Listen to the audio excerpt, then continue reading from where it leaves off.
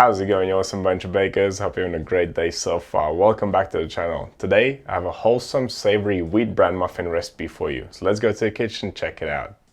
I had some wheat bran left over from another recipe I posted earlier, and since we've been on a healthy streak lately, I thought we should make another snack that is nice and balanced, and savory wheat bran muffins are certainly that. These little power muffins are super moist and delicate, and they are extremely flavorful, filled with feta cheese, spinach, and roasted cherry tomatoes. You can of course pick any fillings that you like. I just had some of these things laying around in the fridge, and I thought I'd use them up. But before you can start adjusting your recipes, let me show you how these bad boys are made. Starting with the ingredients. This is the wheat bran. It is basically the shell of the wheat grain. This is left behind after all the fine flour has been sifted out. Along with the wheat bran, we'll use some all-purpose flour. But I want to give you an alternative. Instead of using wheat bran and all-purpose flour, you could just use whole wheat flour. You would end up with slightly less bran, but then at least you don't have to source a separate ingredient. If you are going to use whole wheat flour, you will need to change the method slightly, and I will explain that later in the video. Okay, besides wheat bran and flour, we'll also need some buttermilk, or some yogurt, baking powder, salt, honey, or some other sweetener, or just leave it out, it's up to you, and we'll need an egg.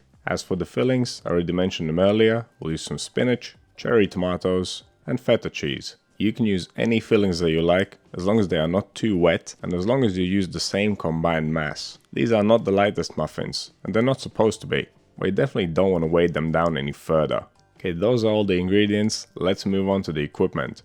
We'll need a pot for boiling our water and blanching the spinach, we'll need a bowl, scales, a spatula, a whisk, and a baking tray lined with non-stick paper for baking the cherry tomatoes. Cooking the spinach and the cherry tomatoes will get rid of excess liquid. It will intensify the flavor of them, and it will prevent the muffins from becoming soggy. We'll also need some muffin cases. The ones I'm using are quite robust, so I don't really need a muffin tin. These things will stand up on the tray and keep their shape. If you are using the thin muffin cases, you should use a muffin tray. If you have a really good non-stick tray, you could probably just get away by baking the muffin batter straight in the tin. Perhaps all they need is a light coating of butter. I didn't want to risk it, and I already had these muffin cases, so I'm going to use them. You know your equipment better than I do, so I'll leave those decisions up to you. There is one last thing that may come in handy, and that is a piping bag. It is by no means necessary, as you could just use a spoon instead, but it does make life easy. And with all that out of the way, let's begin. The first step is to start preheating the oven. 220 degrees Celsius, 430 Fahrenheit, fan on. Whilst the oven is preheating, grab a large bowl, combine the wheat bran and the buttermilk. It will take a little while to hydrate, so mix it up until there's no dry wheat bran left, cover up the bowl, and then leave it on the side for later. Next we can move on to mixing the dry ingredients. In a separate bowl, mix the flour, salt and baking powder. Then add the butter and crumble it in, as if you were making biscuits. We are trying to minimize gluten development here, and rubbing the flour with butter will do that. And it is here where we can talk about the whole wheat flour. If you are going to use whole wheat flour, ignore the previous part where we mixed the wheat bran and the buttermilk. Simply combine the whole wheat flour, the salt, the baking powder and the butter as we are doing here. You will add the buttermilk later, together with the egg and the honey. But whichever path you choose to take, make sure the mix is nice and crumbly. It should resemble wet sand. Okay, leave this on the side for later.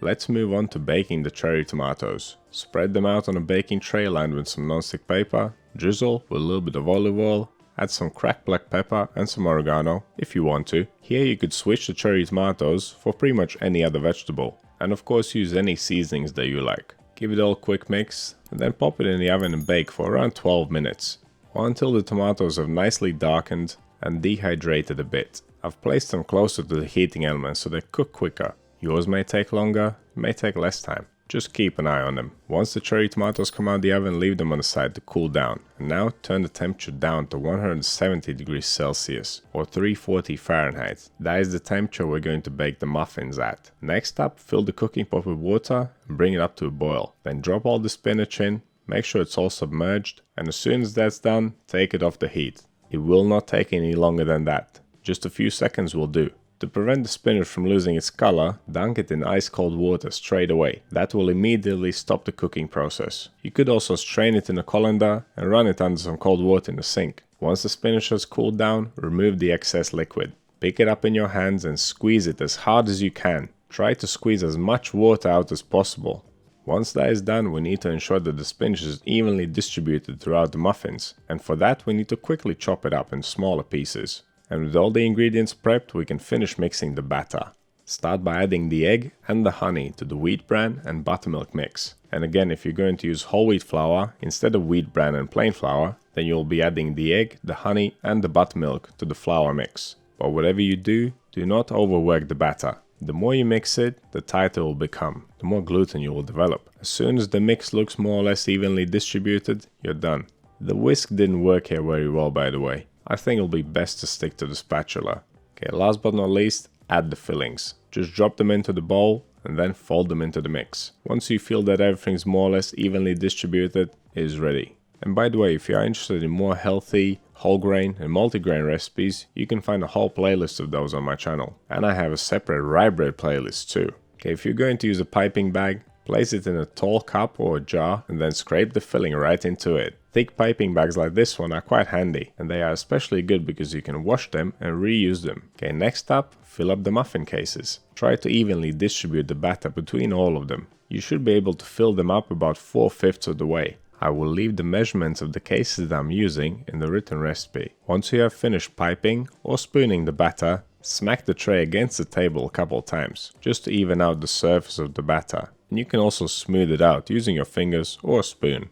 And finally, before baking, I decided to sprinkle some more wheat bran on top of the muffins. You could leave them plain if you wanted to, or you could add some seeds instead. Sunflower seeds would work really well. I would suggest gently pressing them into the batter so they stick. Okay, these bad boys are ready for the oven, so let's get them in there. They'll take around 25 minutes to fully bake. Don't expect them to rise very much. These are some hearty muffins, but they will still be nice and light, of course. Savory muffin, savory texture. If you're not sure of the doneness of your muffins, you can use the same method as you do for bread baking. Just take their temperature. If they read above 94 degrees Celsius or 200 degrees Fahrenheit, they are ready. And there you have it. That's how you make savory wheat bran muffins, full of feta, spinach and cherry tomatoes.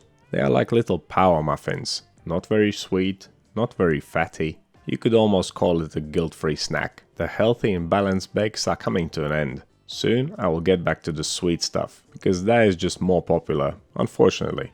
I will of course continue making things like this, but not all the time. I've got to pay the bills at the end of the day. I do hope you have enjoyed this series though, because I've certainly enjoyed making it. So what do you think of this recipe? Have you ever made savory muffins before? What's your favorite flavors in them? Let me know down in the comments. You want to see more videos like this one? Click over here. Subscribe to the channel, click right here. That's all I have for you today. Thank you so much for watching. I'll see you in the next one.